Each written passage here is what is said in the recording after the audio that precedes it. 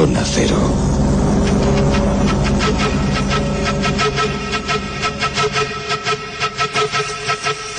Y que todo el mundo ponga en marcha sus grabadoras si quiere conservar un buen recuerdo del espacio.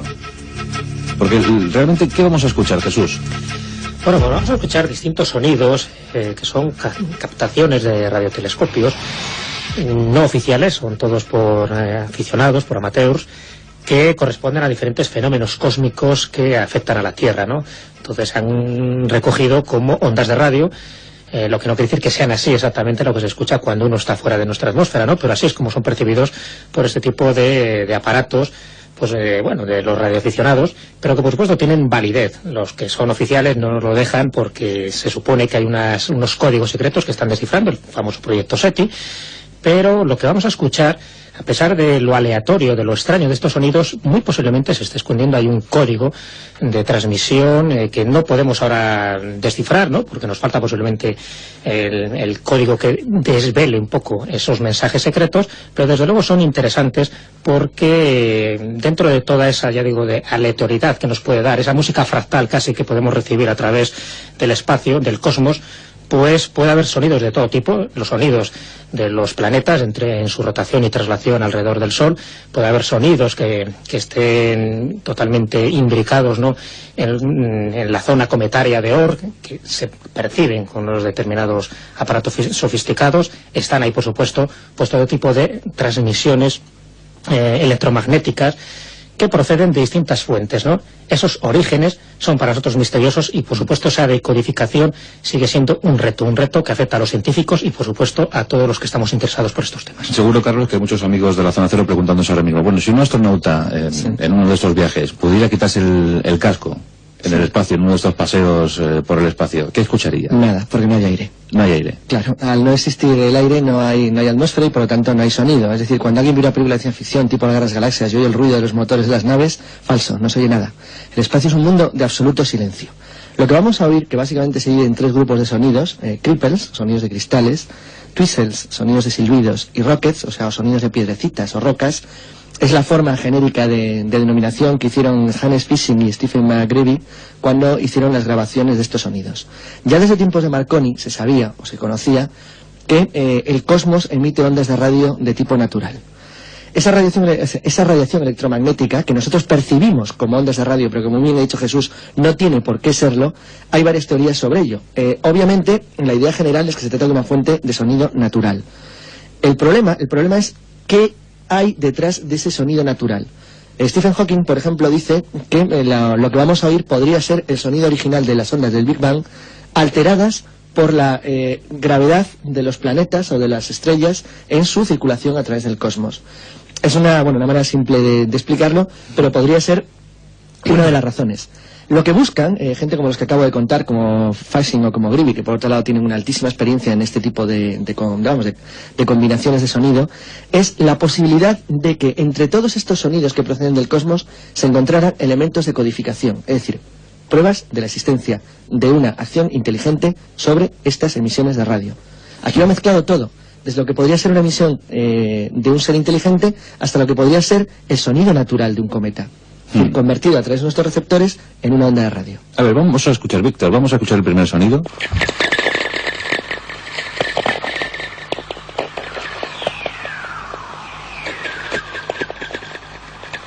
¿Esto qué sería, Jesús? Pues aquí estamos hablando de un silbido puro en una noche despejada, de golpes cristalinos, esto que comentaba Carlos, estos cripples, estos ruidos de cristales. El sonido fue captado el 1 de abril de 1994 en el norte de San Francisco, en el condado de Mendocino, en la carretera, para ser más precisos, de la Piedra del Pez, que así se llama, a 20 kilómetros de Ulquian. Es un sonido extrañísimo que procede de una fuente indeterminada, no corresponde a ningún planeta, a ningún satélite, a ninguna estrella, pero sí procede del cosmos y procede de nuestro sistema solar, y se identifican este tipo como de chasquidos, estos silbidos puros, como cripples, como el sonido de cristales. O sea, procedencia desconocida. Desconocida. Vamos a escuchar otra vez, Víctor, por favor, vamos a escuchar otra vez. Muy curioso. Además, por cierto, nos acompaña, yo le llamo el profesor Bacterio de la Zona Cero, porque está siempre metido en el laboratorio obteniendo cosas de estas. Jesús, preséntanos por favor a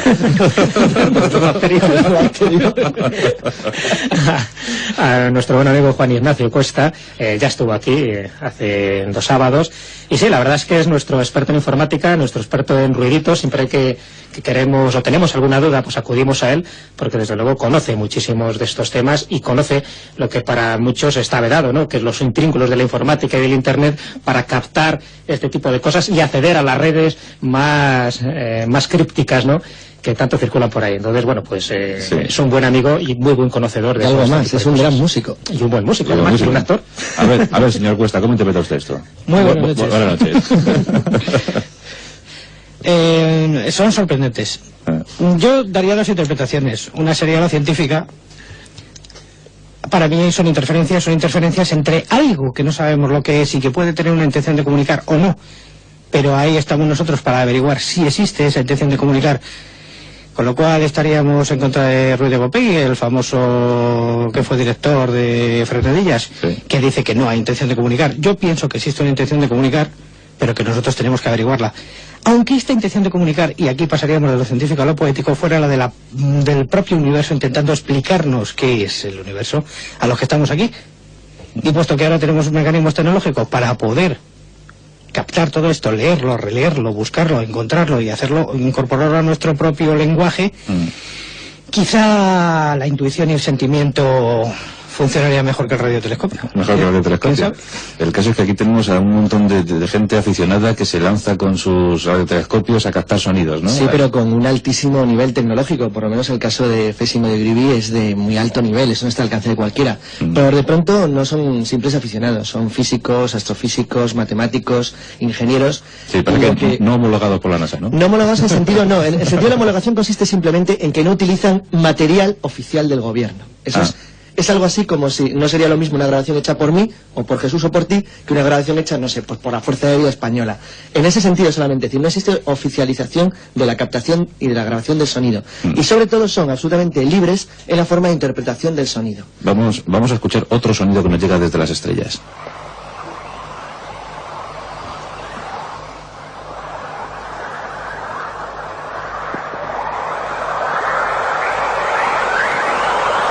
¿Aquí qué estamos escuchando? Aquí una aurora boreal. Esto es una aurora boreal. Esto es. Se grabó el 6 de septiembre de 1995 a 65 kilómetros de Fairbanks, en Alaska, durante una gran tormenta magnética. Lo que técnicamente se llama un coro aural, que es propio de las auroras boreales. Este sonido se obtuvo en Alaska. En Alaska. Además, este sonido tiene una cosa muy especial, y es que las tormentas magnéticas tienen una cosa, un efecto que se llama pulsión electromagnético, que produce daños o imposibilidad a veces de hacer comunicaciones de corta distancia con elementos electromagnéticos, radio, teléfonos móviles. Con lo cual esta grabación tiene muchísimo mérito. El sonido que nos llega desde una aurora boreal. Sonido obtenido en Alaska en mitad de una tormenta. En 1995. Se le llama a este tipo de grabaciones coro, precisamente por el efecto de coro que hace la multiplicidad de miles de silbiditos, chichillín, todos sincronizados. Los americanos. Ripple and Twistles. Pues suena precioso, ¿eh? Suena muy bien. Fíjate, no te extrañe que en muchos de estos sonidos han inspirado compositores de la nueva era, ¿no?, de la New Age, para hacer ese tipo de composiciones tan poéticas, tan románticas, tan dulces, tan melodiosas. Pues en base se están inspirando en esta música de las esferas, en esta música de las estrellas. Bueno, pero la NASA, ¿qué dice, Carlos? La NASA dice que de momento no hay una codificación o la prueba, bueno, así que no se ha descodificado ninguno de estos sonidos en el sentido de determinar a priori que pudiera tratarse de elementos inteligentes o que ocultaran un plan, por decirlo de manera intelectual. Eso tú y yo se lo hemos ido directamente a Ruiz de Gopegui, así que para que explicar más sobre el tema. Esa es la postura oficial. Lo que ha dicho hace un rato nuestro compañero es la realidad. Es decir, sí hay la posibilidad, por lo menos, de hacer interpretaciones matemáticas sobre estos sonidos. O por lo menos ya se puede hacer algo más, que es convertir estas ondas de radio en lo que estamos oyendo, que es casi música. Imagínense esos especialistas captando el sonido de una aurora boreal en medio de una tormenta en Alaska, en el año 95. Vamos a escuchar un tercer sonido. Eso es una silla. Sí, la mía. Esa es mi silla.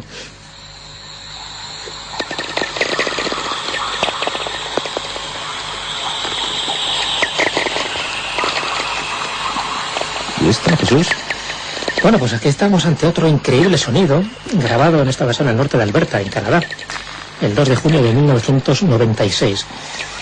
Técnicamente se denomina silbidos locos de Kenai. Estamos hablando de esos silbidos, esos cripples, ese sonido de cristales rarísimos, ese traqueteo, ¿no?, cósmico, que se sigue sin identificar. Es un sonido también procedente del cosmos en general. No se identifica a ninguna aurora boreal, ningún planeta, ningún satélite, pero está ahí. Es como si hubiera una transmisión, un código ahí que no llegamos a descifrar, ¿no?, con ese traqueteo, esos cripples tan extraños, ¿no?, que nos sugieren no solo una música, ¿no?, sino posiblemente ese tipo de mensajes ocultos que están ahí velados. Pero una pregunta, ¿quién puede obtener estos sonidos? ¿Cómo podemos hacer una grabación? Lo contesto yo. Sí, doctor Bacterio. Este buen hombre que nos ha pasado estos sonidos amablemente a través de la red y a los que todo el mundo puede acceder, por cierto, nos presenta también una fotografía en la que se ve un camión en medio del desierto con una parábola que él ha construido y un aparato que él denomina exactamente, vamos a ver, lo denomina, vamos a ver, VR4B, lo ha construido él mismo. Es un receptor de ondas de baja frecuencia, las VLF o de ELF, que son de Extremely Very Low Frequency, o sea, extremada baja frecuencia. Evidentemente, lo que se recibe luego se decodifica y se transforma, se lleva a la banda audible que está entre los 500 y los 10.000 kHz. ¿Y es cuando aparece esto? Efectivamente, es cuando aparece esto. Pero imaginaros lo que captan sitios como Arecibo. Claro, esto lo estoy diciendo todo, es decir, como luego se trata simplemente de limpiado, es una... Pero esos sonidos entonces, Carlos, no los conocemos, los de Arecibo, por ejemplo, ¿no? Se conocen los que quieren que conozcamos. Los que quieren que conozcamos. Es decir, como todo en esta vida, es decir, al fin y al cabo, Arecibo no deja de ser una instalación que pertenece al gobierno de Estados Unidos, está bajo control militar, y aunque efectivamente está cedido a programas como SETI, donde hay una cierta, vamos a llamar, intromisión de personal ajeno, que se les permite ver y oír, hay cosas que no.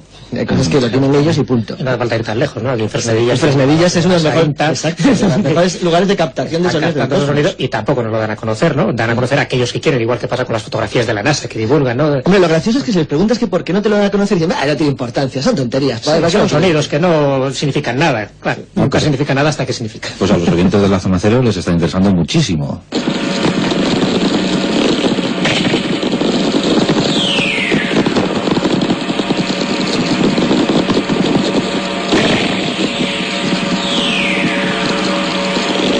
Jesús, que es la caída de meteoritos. Aquí tenemos un viento solar. ¿Un viento solar? Viento solar. Es, bueno, ya sabes que es lo que se produce un poco esas perturbaciones a raíz de las manchas solares y esas tormentas magnéticas que se puede captar por radiotelescopios.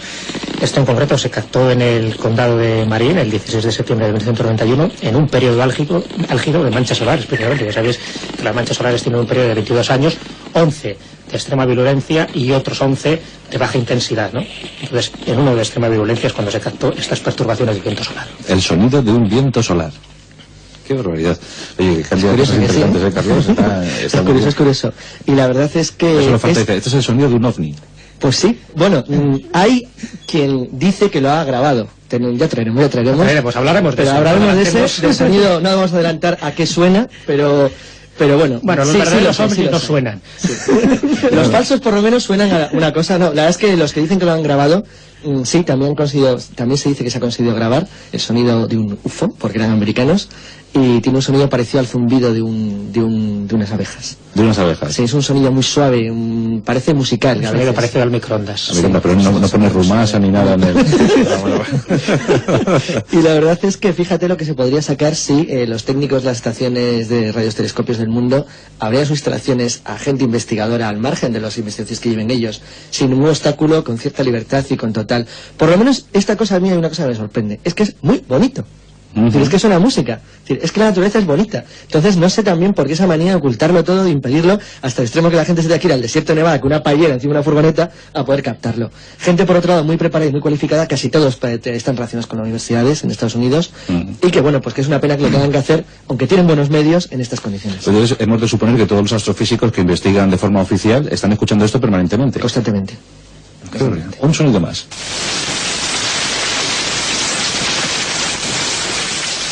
¿Esto qué es, Jesús? Pues aquí ni más ni menos estamos encontrando con el sonido que dejó el paso del cometa Hale-Bopp. Este es el sonido de un cometa. Efectivamente. A ver, Víctor, por favor, vamos a escucharlo otra vez. El sonido del cometa Hale-Bopp. Esto es lo que se registró. Esto es lo que se registró. Se obtuvo en el norte de Inglaterra por Hans Fasching, y es muy probable que el origen sea del cometa Hale-Bopp, precisamente por el ángulo, ¿no?, del cosmos donde fue obtenido, y precisamente por ese paso, por esa estela que dejaba la cola del cometa. Y es uno de estos investigadores, estos radioaficionados, pues conocidos, ¿no?, como es Hans Fasching, el que nos ha transmitido este sonido espectacular, ¿no?, porque ya ves que además el Hale-Bopp estaba revestido de una aureola bastante supersticiosa que hizo pues que gente se suicidara precisamente con su paso para ir a los confines del más allá, ¿no? Nunca mejor dicho. Bueno, pues este sería un poco el sonido que dejó este cometa tan fatídico para algunas personas. Volvamos a escuchar el sonido del cometa, que es un sonido que suena un poco a fritura, ¿verdad? Imaginemos si un cometa cae sobre la Tierra, ¿cómo va a quedar esto de frito? Bueno, pues como los dinosaurios nos quedamos nosotros. Fíjate, parecemos champiñones, tú y yo ahora mismo, Carlos. Fíjate que además el Hale-Bopp ha estado de nuevo relacionado con una de las polémicas que luego hablaremos a lo mejor durante un ratito al final del programa, que es más interesante, y es que la zona de mayor condensación de cometas que se conoce, que es la llamada nube de Oort, mucho más allá de las órbitas planetarias, se han analizado 13 por el profesor John Murray de la Universidad a Distancia del Reino Unido, que es el que acaba de proponer de nuevo, pero de una manera muy firme, la existencia de un 10º planeta en el sistema solar. Sí, pero eso ya lo sabíamos tú y yo, Jesús. Bueno, lo hemos hablado. Planeta X. yo desde pequeño... Hasta salía en los dibujos de la Warner del Planeta X. El Planeta X, pero nosotros siempre hemos llamado Transplutón. Transplutón, claro. Transplutón. Todas las casas de buena familia, ¿no? Claro. Pero sí, ahora todavía no tiene un nombre.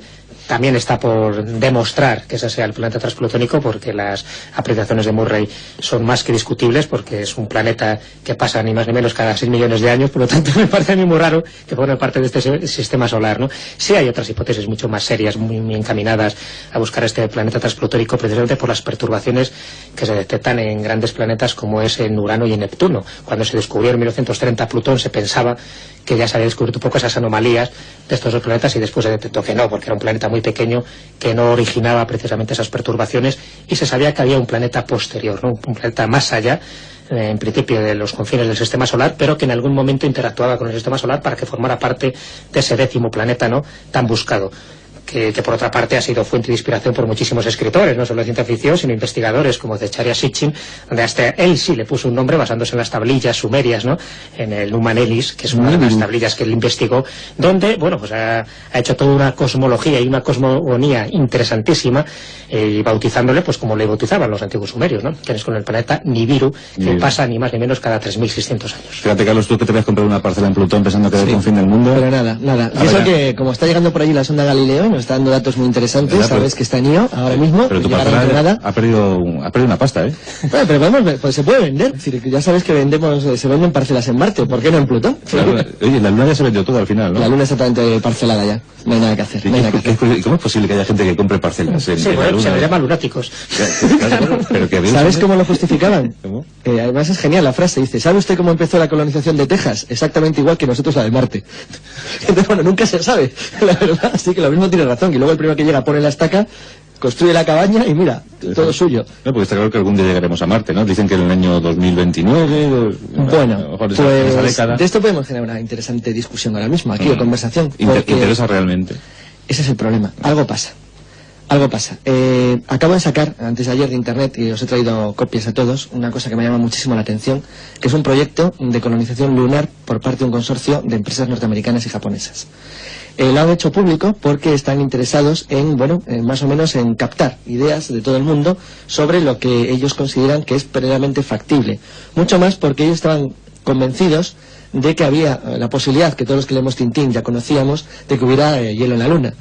Bueno, ahora que parece ser que la Lunar Prospector ha fallado, últimamente la NASA no da una, sospechosamente, o sea, parece mentira que fuera de la Luna en el año 69, y en los años 90 del siglo XXI, prácticamente a las puertas se les confunden los kilos con no sé qué, confunden las millas con kilómetros, la Lunar Prospector se equivoca y se pega un tortazo no sé dónde, y llevan una racha sospechosamente mala. Tantos años de investigación para acabar aporreando un artilugio contra la Luna, ¿eh? La verdad es que sospechosamente mala, y aquí ya empieza a pasar algo ya muy raro, y es que parece que son los gobiernos los que están empeñados en no ir Ahora que parece ser que al revés son las empresas las que empiezan a ver ya un cierto interés. Incluso ya se anuncian viajes turísticos por menos orbitales alrededor de la Tierra y posiblemente en corto espacio-tiempo a la Luna. Es decir, hay tecnología ahora mismo ya disponible, hay mercado en el sentido de que las empresas en todo el mundo y desde siempre invierten o intervienen cuando creen que pueden ganar algo, pero por alguna razón los gobiernos no están interesados. Estados Unidos ha hecho esfuerzos intensísimos para frenar la carrera espacial china. Pero por los costes, Carlos, a lo mejor, ¿no? No por los costes, porque aquí la posición ya no es tanto de la gente, es decir, de quiénes podrían financiarlo, como de los propios gobiernos, sobre todo de dos, el de Rusia y el de Estados Unidos. Decía que es bien conocido, porque se sabe en todo el mundo hace una semana, que China acaba de anunciar que en enero del año 2000 va a poner una nave tripulada en órbita. Eso es una novedad, porque sería la tercera nación en el mundo con capacidad para colocar gente en el espacio. Y lo que se sabe es el tremendo esfuerzo que ha hecho Estados Unidos para intentar impedirlo. Para intentar impedirlo. Por todos los medios. Al final, de hecho, han tenido que adaptar una nave Soyuz rusa, que es lo que parece que han hecho, la que ellos llaman CZ-2F, y la verdad es que no están precisamente contentos en el gobierno chino con la colaboración norteamericana al respecto. Es decir, están muy preocupados porque no ven más que obstáculos y oposición. Y luego hablaremos de una serie de fotografías que se han publicado ahora de las sondas Zond 3 de la antigua Unión Soviética sobre varias zonas de la Luna, y la verdad es que empieza a haber una polémica porque está muy interesante. Pero además, si los chinos supieran todo lo que saben los norteamericanos, ellos harían lo mismo para que nadie fuera a esos planetas, porque hay más misterios de lo que nos han dado a conocer. Pero vamos a ver, Jesús, tú y yo que estamos apuntados al futuro viaje a la Luna y a Marte, que nos tocará en el inserso, ya sabes. Sí, pero hemos hecho nuestras cuotas para que nos salga más barato. Precio módico y nos tocará ya de mayorcitos. Pero entonces, ¿qué significa? ¿Que no vamos a poder ir nunca nosotros, los mortales, los de la calle, los de a pie? Pues va a haber muy pocas posibilidades, desde luego. Cuando esto sea comercial, porque por supuesto están los americanos por medio y todo, tiene su carácter mercantilista, pues va a haber gente que se acerque, sobre todo a la Luna. Por supuesto, Marte sería impensable, por lo menos en nuestra vida, en una reencarnación posterior posiblemente, ¿no?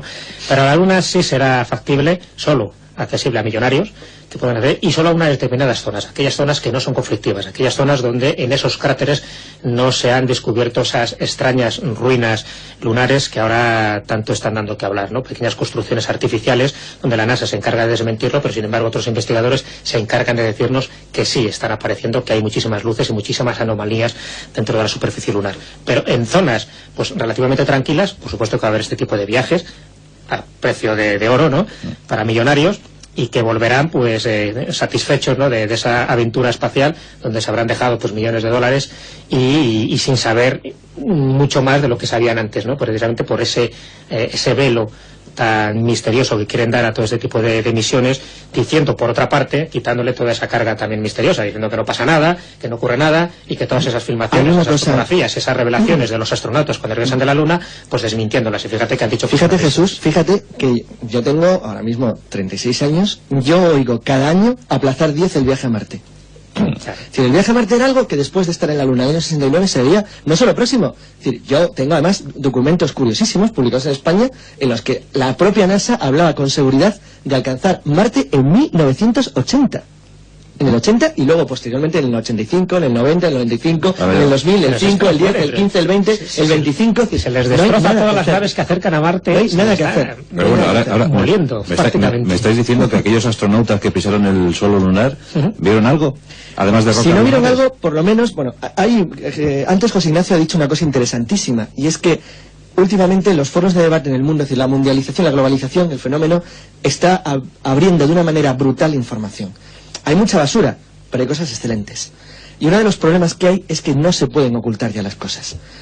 Un grupo, y esto lo voy a contar como anécdota interesante, porque además ahora mismo es muy fácil acceder a su documentación, en los años 70 empezó a cuestionar no la llegada del hombre a la Luna, sino empezó a cuestionar lo que los astronautas decían que habían visto en la Luna.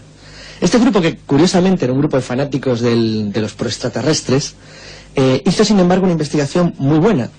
Y esta investigación muy buena fue recogida ya en los años 90 por gente muy seria, vinculada además a las universidades norteamericanas y sobre todo a empresas de alta tecnología, que han desarrollado una especie de análisis detectivesco, fotografía, fotograma, de todo lo que se conoce publicado de manera oficial sobre la Luna.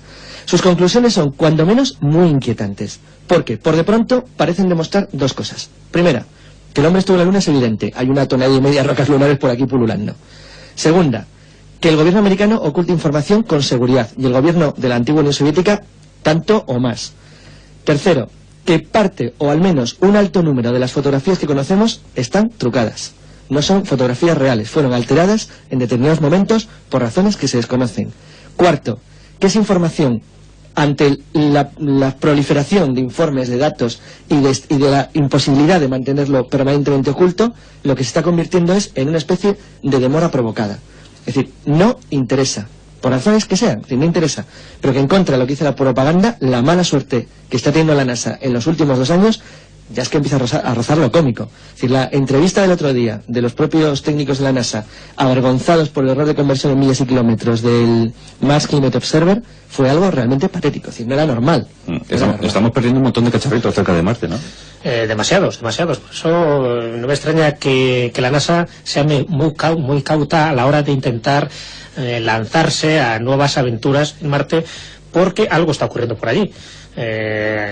Los propios astrofísicos norteamericanos están bastante despistados, porque ya no es porque nos intenten ocultar información. Evidentemente está todas las fotografías esas de Sidonia, la famosa esfinge marciana, las pirámides que se han detectado por fotografías, etcétera, etcétera. Después pueden dar explicaciones más o menos convincentes para intentar demostrar que eran pues efectos lumínicos o sombras, pero lo que sí es evidente, porque eso está ocurriendo, es que alrededor de Marte algo está pasando para que muchas de estas naves que se están mandando, sobre todo con efectos meteorológicos, no estén llegando, se están estrellando, desaparecen, no están bien calculadas las órbitas, las distancias, algo está pasando. Estamos hablando ya de más de media docena de naves que han desaparecido o se han estrellado de forma, vamos a ponerlo así, como inexplicable, ¿no? Entonces, si eso no lo tienen todavía controlado, muy difícilmente pueden lanzar a un hombre allí, ¿no?, para que empiece a pisar el... Tenemos una prueba muy interesante en diciembre, y es que en diciembre tiene en teoría que llegar el Mars Polar Lander, es decir, la nave norteamericana que va a investigar los polos de Marte, y que en teoría tiene que llegar en el mes de diciembre allí. Si esto falla, la verdad es que es para cuestionarse ya seriamente si la eficacia de los técnicos de la NASA es la que se les presupone. Pero sería demasiado. Vamos a detenernos un ratito en la Luna, porque antes has hablado, Jesús, de construcciones artificiales o supuestas construcciones artificiales en la Luna. Sí. ¿Esto es lo de los selenitas? Claro, hay que preguntarnos, ¿no? ¿Existen realmente estructuras artificiales en la superficie de la Luna? Bueno, pues para la NASA no, evidentemente, como siempre. Este es el problema, siempre tenemos una limitación en la información que nos llega, ¿no? Es una información oficial y la otra información extraoficial. La oficial siempre se encarga de desmentir todo esto, y la extraoficial, que son científicos que en general están asociados a la NASA, pues van haciendo llegar, ¿no? En el Orbitar Lunar 2, que es una de las naves que se enviaron, tomó una fotografía sorprendente porque mostraba parte de un cráter llamado el Mar de la Tranquilidad, es famosísimo, uno de los más conocidos de Marte, con rojas que arrojaban sombras inusualmente alargadas. William Blair, uno de estos científicos, dijo que tales objetos podían ser construcciones artificiales. A partir de ahí ya se levantó esa polémica, que después no solo se limitaba al Mar de la Tranquilidad, sino a otro cráter que era el Looker, donde se decía que en la cara, está en la cara visible de la Luna, donde parecía que contenía un triángulo equilátero de más de 16 kilómetros de lado, y por supuesto no una construcción natural, sino una construcción artificial. Y por último, Alan David, un ingeniero de telecomunicaciones del proyecto Apolo, ha dicho recientemente, ¿no?, que los astronautas del Apolo 11, Astron y Aldrin, sabéis que son los dos que pusieron allí el pie, bueno, sobre todo Astron, dice que encontraron ruinas en la Luna. Es una comunicación que después fue censurada, pero más o menos llegó a decir este hombre, por ese tipo de información privilegiada, top secret, que le llegó, que Armstrong se topó con unas insólitas construcciones en piedra, ¿no?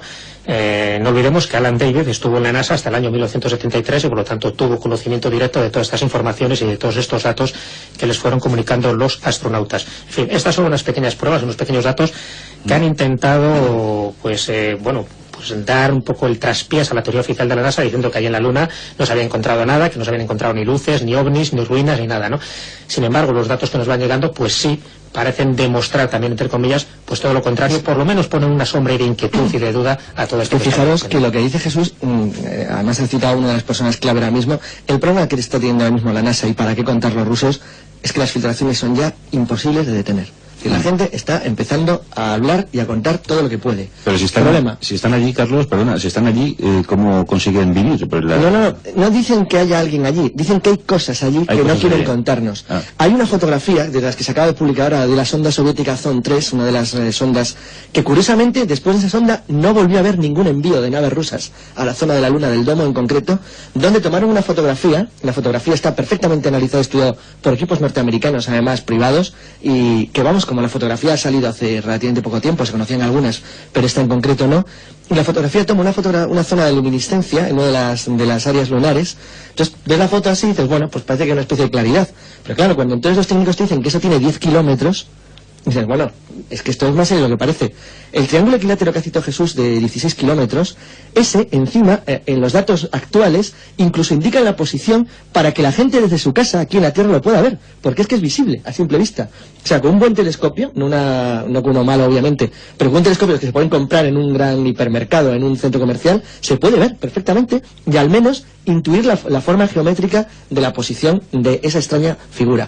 Es decir, se trata de informaciones sobre informaciones, pero que empiezan a dar cada vez más y más y más datos. En el tema de las fotografías sospechosas, las pruebas son ya literalmente abrumadoras. Es decir, es para sentarte y decir, bueno, aquí pasa algo. Porque es que, claro, están tan desmenuzadas, tan controladas, y claro, son tan sorprendentes. Por ejemplo, hay una fotografía, voy a poner un ejemplo, en la cual Aldrin y Armstrong, es decir, bueno, dos astronautas norteamericanos están sobre la superficie lunar, y es una fotografía muy especial porque fue una fotografía automática tomada desde el propio módulo de alunizaje. Bueno, en la fotografía las sombras son absolutamente irregulares, dado que la luna de los astronautas es mucho más larga que la otra. Pero es que en la luna lo único que ilumina es el sol. Luego las sombras tienen que ser iguales. Entonces, esta lo cuento como anécdota porque hay decenas, todas analizadas, controladas, apuntadas, desmenuzadas y están clasificadas en dudosas y no dudosas. Y eso estamos hablando de la Luna, estamos hablando de Marte, que está más o menos cerca de nuestro planeta. ¿Qué pasa si hablamos de Titán, si hablamos de Europa? Pues fíjate. ¿Ganímedes? Sí, Ganímedes, que hablar de los famosos 4 satélites jovianos, ¿no? Los 4 satélites más importantes de Júpiter, que además fueron detectados ya por Galileo en el siglo XVII, ¿no? Pero sí, en cada uno de ellos, hombre, sobre todo en Ganímedes, por ejemplo, Ganímedes es el que más literatura ha hecho correr, incluso dentro de los contactistas, ¿no? En los años 70, pues cualquier contactado que se preciase decía que estaba en contacto con los extraterrestres de Ganímedes, ¿no? Sí, nos acordamos de Misión Rama, por ejemplo, de Carlos Jesús, también. Aparte de Carlos Jesús, también. Que los de Misión Rama llamaban a Ganímedes Morle, ¿no? O sea, le bautizaban también con otro nombre. Donde estaba aquella famosa ciudad con la cúpula, ¿no? Efectivamente, y que se podía acceder a través de los Sendras, que eran una especie de puertas interdimensionales donde no hacía falta, por supuesto, con las anticuadas naves interespaciales, sino con estos Sendras, donde uno se desintegraba y después aparecía a millones de kilómetros. Lo que pasa es que entre los Rama y los Carlos Jesús, fíjate, hemos acabado con el planeta. Y entonces muchísimos, no solo Misión Rama, sino otros contactados, había como una cierta tendencia a decir que todo el mundo contactaba con seres extraterrestres de Ganímedes, ¿no? Ya, sin embargo, los otros satélites en Calisto, en Io, pues parece que no estaba tan de moda, ¿no? A pesar de que, por ejemplo, Io, Calisto, tienen una atmósfera que en principio sería muy similar su estructura a la nuestra y posibles lugares de habitáculo para la raza humana, si algún día, en fin, nos fuéramos a destruir. Mucho sobre más, todo por la gravedad. Claro, por la gravedad. No tanto, ya digo, por la proximidad, que para eso tenemos ahí la Luna, está Marte, pero las condiciones, vamos a llamarlas atmosféricas en general, más apetecibles estarían dentro de estos satélites de Júpiter, ¿no? A pesar de que la distancia del Sol pues es un hándicap tremendo, ¿no? Precisamente por la frialdad que tienen todo este tipo de planetas y de satélites. Pero desde luego se están descubriendo muchísimas cosas raras, se están descubriendo nuevos satélites también de Júpiter y de Saturno, y la lista pues ya pasa de más de 100 satélites que se están encontrando en el sistema solar, y algunos con perturbaciones tan extrañas como Phobos y Deimos, los dos satélites de Marte. Bueno, en Phobos y Deimos tienen una leyenda ya especial. Bueno, supongo que muchos oyentes conocen el gran misterio de los dos satélites de Marte, que fueron descritos por Jonathan Swift en los viajes de Gulliver 100 años antes de ser descubiertos. ¿100 años antes? 140 y tantos años antes de ser descubiertos, en los viajes de Gulliver cualquiera puede ver que Marte aparece con dos satélites, pero es que no los tenía. Lo cual ya no deja de ser curioso. Luego iba a comentar que, fijaos, cuando hablamos de la extraña chapucería de la NASA últimamente, que la sonda Galileo fue lanzada hace ya tiempo, es decir, una sonda en teoría antigua, comparado con lo que hay ahora, y a pesar de la brutal radiación que ha recibido, se ha acercado a 600 kilómetros de superficie de Io, es decir, como de Madrid a Barcelona, poco más. Y sin embargo, no parece que haya tenido ningún daño, no parece que haya pasado nada, y está funcionando y emitiendo perfectamente. O sea, es que no sé qué les pasa a los de ahora, pero la verdad es que es una mala suerte inconcebible. Pero vamos a seguir escuchando esos sonidos que nos llegan desde el cosmos. Vamos a escuchar este. Es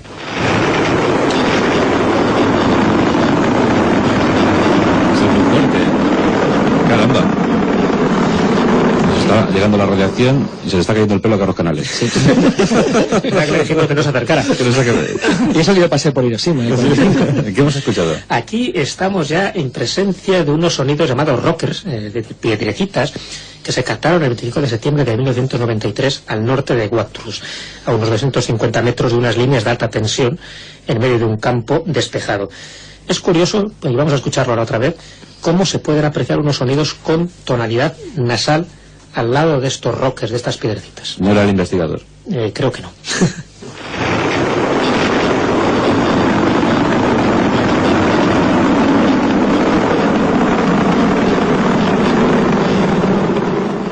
Qué potencia, ¿eh? Esta es de las más investigadas, este sonido. Sí, por el sonido, ese fondo que está intentando derivarse, sí. Porque es francamente raro. Este sí que merece la pena oírlo luego con calma, porque es rarísimo y que todo el mundo lo grabe, pero no tiene explicación. No, ahora mismo, porque están todos los oyentes muy espabilados y lo van a hacer ahora mismo.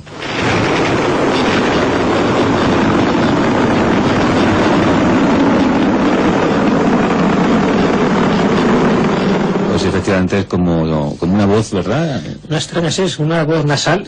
Lógicamente no es una voz humana, porque no había allí ninguna persona, había radios que estuvieran un poco a la escucha y personas que estuvieran interfiriendo, ¿no? Este tipo de telecomunicaciones, pero sí es extrañísimo esa especie de voz gutural, ¿no? Al lado de estos rockers, que sí, pues indica pues esa la cantidad de frecuencias rarísimas que se puede captar en el universo, y muchas pues audibles, muchas perceptibles y muchas que se pueden asociar con sonidos humanos, ¿no? De ahí que dijera que muchos compositores de la nueva era pues se hayan basado en este tipo de músicas, porque para ellos es una fuente inagotable de inspiración, igual que los sonidos de los animales. Vamos a escuchar un último sonido, pero tenemos más. Si este programa ha suscitado el interés de los oyentes de la Zona Cero, pues yo creo que volveremos a una segunda entrega, ¿no te parece, Carlos? Sí, la verdad es que el sistema solar da últimamente para mucho, sobre todo porque se está convirtiendo de una manera sorprendente en una fuente de información tremenda.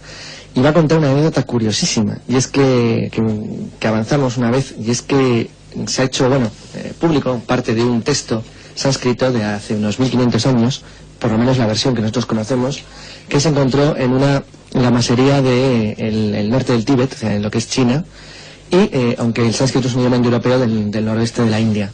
La nota, es una pequeña historia acerca de la leyenda famosísima de los vimanas y de las astras y de las naves posiblemente voladoras que tenían. Pero lo curioso es que habla de un viaje a la luna. Está describiendo un viaje a la luna. Un viaje a la luna. Y hay una cosa muy curiosa, y es que si de verdad alguien fue a la luna, su huella sigue ahí.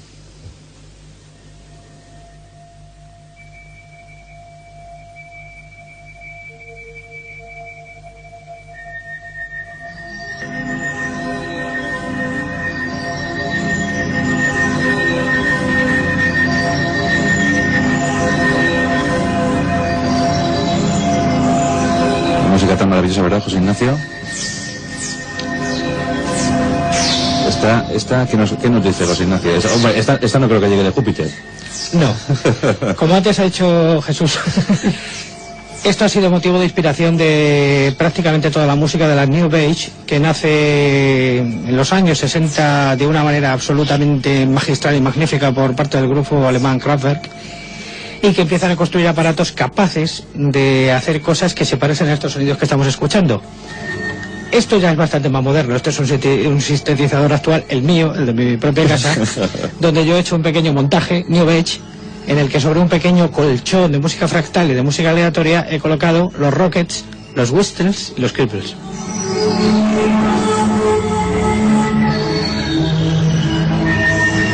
O sea, José Ignacio, aquí está el resumen de todo lo que hemos escuchado.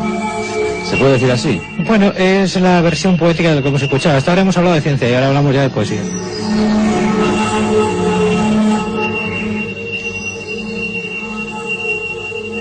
Pues suena muy bien, ¿verdad, Jesús? Suena fenomenal. Música de Juan Ignacio Cuesta. José Ignacio Cuesta.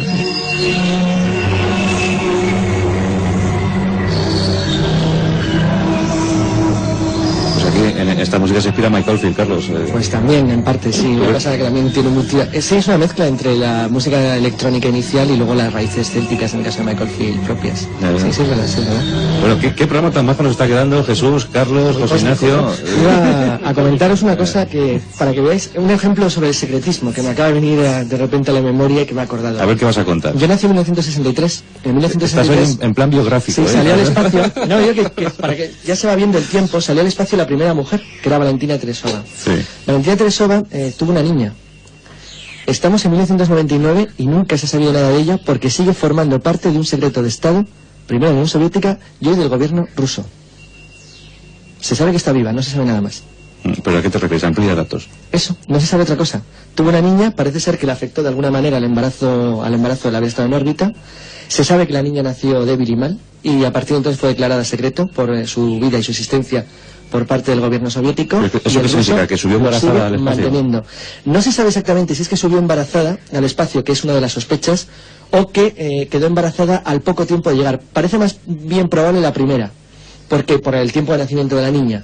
Si eso fue cierto, no fue concebida en el espacio obviamente, pero sí le afectó de alguna manera la falta de gravedad de su madre durante un periodo no muy prolongado, pero al fin y al cabo intenso. Y el hecho de que los rusos sigan manteniendo eso como un secreto de Estado, ¿qué pasó con esa niña?, no deja de ser, por lo menos, curioso. Son los misterios del cosmos. Esta noche hemos escuchado sonidos que posiblemente llegaban desde el cosmos. Aurora boreal, viento solar, cometas. Es tan hermoso soñar, es tan hermoso.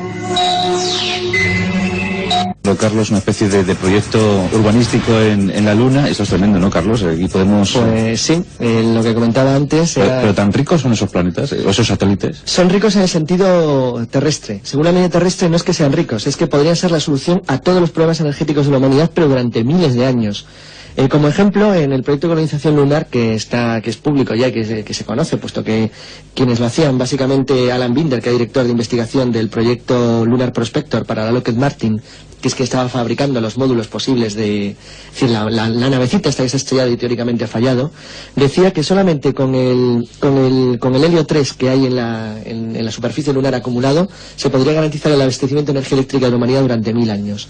Si a eso le unimos la posibilidad de elementos de sustitución de uranio, metales, minerales de todo tipo, es decir, la verdad es que, claro, dada la distancia que hay, que es relativamente cercana, pues bueno, hay ya empresas que se empiezan a plantear que esto puede ser muy interesante. Pero bueno, como somos aficionados, ¿verdad? Somos amateurs. Amateurs.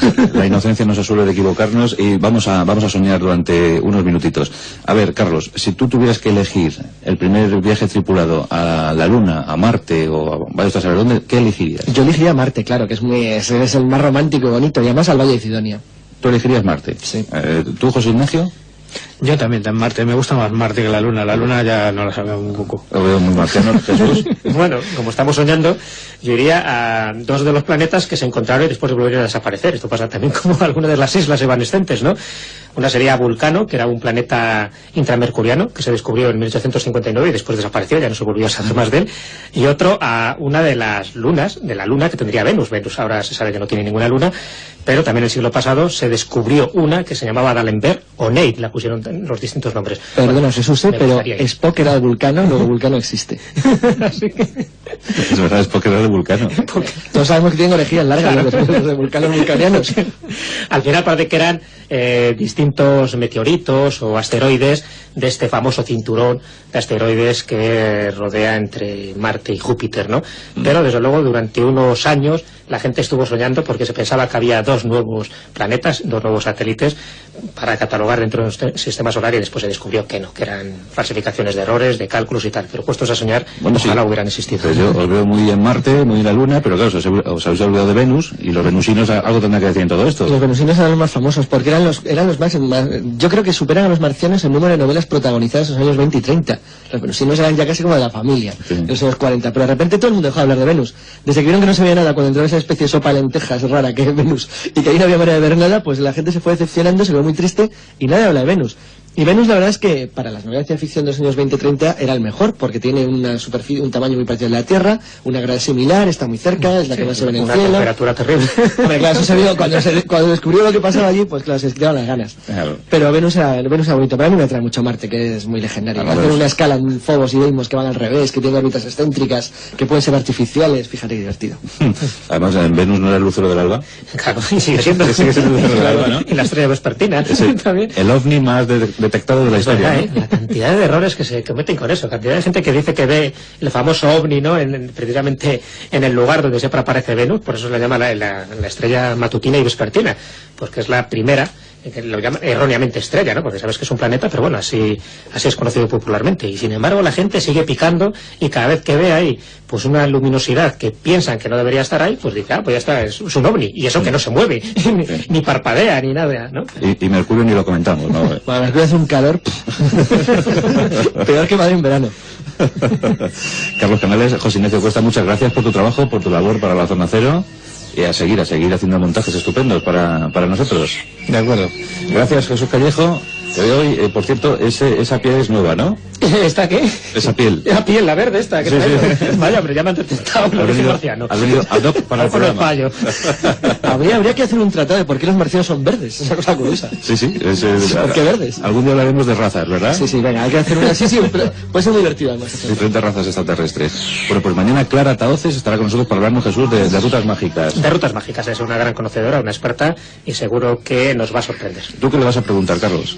De rutas mágicas, y fíjate, en España, que tiene uno de los récords del mundo de rutas mágicas. Ya verás. ¿Cuál es tu sitio favorito? A mí es Santiago de Compostela. ¿El tuyo, Jesús?